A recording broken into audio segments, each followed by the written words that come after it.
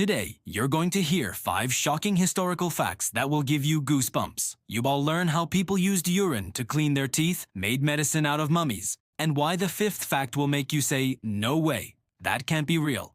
So grab a cup of tea, and let's dive in. Fact 1. Urine, Rome's secret cleaning agent. The ancient Romans had a unique way of seeing the world, and their idea of cleanliness was no exception. For them, urine wasn't waste. It was one of the best cleaning agents money could buy. Public urinals were placed all around Rome, and the collected urine was sold to laundries called philonicae. The reason was simple. Urine contains ammonia, a powerful substance that removes grease and stains. So Roman workers would literally stand in tubs of urine and stomp on clothes with their feet to wash them until they came out bright and fresh. But that's not even the strangest part. Romans also believed urine could whiten their teeth. Writers like Pliny the Elder described it as a proven method for a brilliant smile. It's disgusting, but chemically, it actually worked. And then came the business side of things. Emperor Vespasian realized how profitable this was and decided to tax urine collection. Yes, he literally created a pee tax. When his son Titus complained that such money was dirty, Vespasian held up a coin and said, "Money doesn't stink." That is where the famous phrase pecunia non olet, vono, money does not smell, came from. Today, the idea of brushing your teeth with urine sounds horrifying, but in ancient Rome, it was a sign of hygiene, even luxury. The smell of a freshly cleaned toga meant success. Fact 2. Post-mortem portraits, photos of the dead. In the mid-19th century, photography was still a rare luxury. Each photo required long exposure, expensive equipment, and absolute stillness. Many families could afford only 1 or 2 portraits in their lifetime. So what happened if someone died before ever being photographed? The answer was simple. They photographed the dead. This practice, known as post-mortem photography, became incredibly common during the Victorian era. The deceased were dressed in their finest clothes, seated upright with the help of stands and wires, and even had their eyes painted open to appear alive. Then the family would gather around them for a fun, final portrait. One last image before the loved one was gone forever.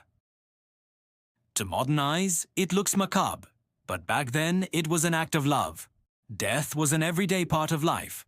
Child mortality was high, medicine was primitive, and photographs were precious.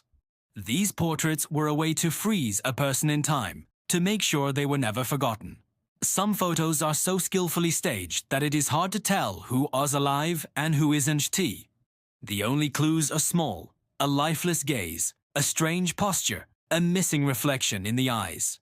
Even more shocking, families didn't hide these photos. They mailed them to relatives, displayed them on walls, and proudly showed them to guests. To them, it wasn't creepy. It was remembrance. In a time when death was everywhere, photography offered a fragile illusion of life. Fact 3. Medicine made from mummies. If you think modern medicine sometimes goes too far, wait until you hear this. From the 1500s to the 1700s, European doctors believed that ground-up mummies could cure almost anything. Yes, real Egyptian mummies. The substance was known as mumia vera, or true mummy. It was believed to contain the life force of the preserved body, capable of transferring vitality to the living. Pharmacists sold mummy powder as a cure for headaches, bruises, internal bleeding, and even depression. The demand grew so high that Egypt's ancient tombs were looted on a massive scale. But soon, supply couldn't keep up.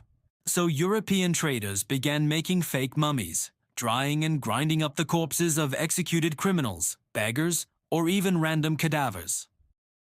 People across Europe were literally eating human remains in the name of health. Even respected figures like Francis Bacon and Thomas Willis mentioned mummy powder as a legitimate treatment. It wasn't until the Enlightenment era that scientists finally dismissed the practice as pure superstition. But the damage was already done. Countless ancient Egyptian mummies were destroyed and lost forever, all because people in Europe thought they were medicine. It's hard to imagine now, but in a way, this was one of history's first examples of how far people will go when they believe in a miracle cure. Fact 4. Opium for babies. Modern parents panic if a child even touches sugar or caffeine, but in the 19th century, they were giving their babies morphine. One of the most popular products of the time was Mrs. Winslow's soothing syrup.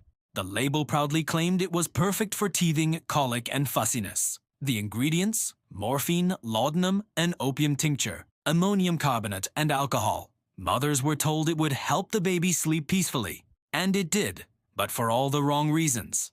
Thousands of infants died from overdoses. Those who survived often developed dependency or suffered respiratory failure. Still, the syrup was marketed everywhere, in the US, the UK, and Europe, for nearly a century. Advertisements showed smiling mothers and calm babies with slogans like, "A mother's best friend." It became so common that few questioned what was really in it. Only in the early 20th century did health officials finally expose the horrifying truth. In 1911, the British Medical Association declared such soothing syrups dangerous, linking them to massive infant mortality. But even then, some brands continued to sell their opium-based mixtures for years afterward. It's a chilling reminder that marketing and medicine don't always mix, and that sometimes the most dangerous poisons come in the prettiest bottles. Fact 5. Deadly fashion, the dresses that killed the Victorian era, elegant dresses, candlelit dances, and poison. Yes, poison. In the mid-1800s, a bright green pigment called Scheele's green became the height of fashion. It gave fabrics a rich, dazzling color unlike anything else. There was just one problem. It contained arsenic. Designers used it everywhere, in silk, gloves, wallpaper, even artificial flowers. The wealthy flaunted their vibrant green dresses at balls, completely unaware that every twirl released toxic vapors. Women began suffering headaches, rashes, nausea, and hair loss. Factory workers who handled the pigment were even worse off. Their skin ulcerated, their teeth fell out, and they slowly died from arsenic poisoning. They became known in newspapers as the arsenic girls. Doctors eventually sounded the alarm, linking the color to widespread illness. But the upper class refused to give up their fashionable shade. Beauty, they said, was worth the suffering. By the end of the century, arsenic pigments were finally banned, but not before thousands had paid the price for the sake of elegance. It's haunting to think that a single color, once admired for its beauty, was quietly killing everyone who touched it. Conclusion.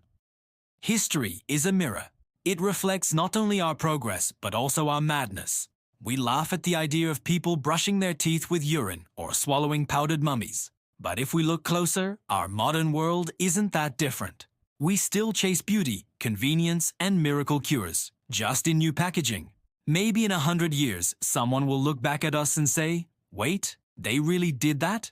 So remember, history isn't boring. It's terrifyingly human. And the deeper you look, the darker it gets.